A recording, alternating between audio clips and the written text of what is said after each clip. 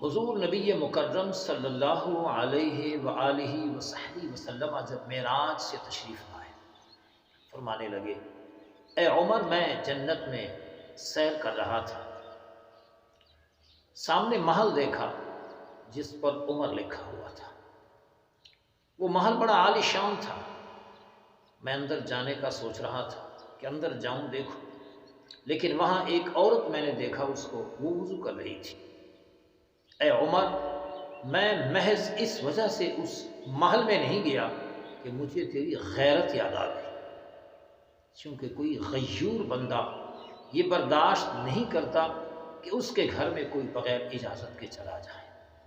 جب حضور یہ گفتگو فرمانے لگے، حضرت عمر زار و قطار رونے لگے، عرض کرنے لگے، حضور میں آپ پہ غیرت کروں؟ میری ماں بھی آپ پر قربان، میرا باپ بھی آپ پر قربان، میں کون ہوتا ہوں آپ پہ غیرت کرنے والا؟ ہمیں تو جو کچھ ملا آپ کے دم قدم سے ملا۔ یہ ہے غیرت فاروقی۔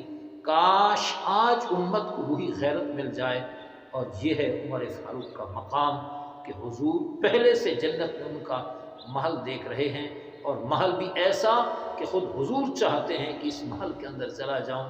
اس قدر بیش قیمت، عالی شان اور خوبصورت محل اللہ پاک نے جناب عمر کے لیے جنت میں تیار کر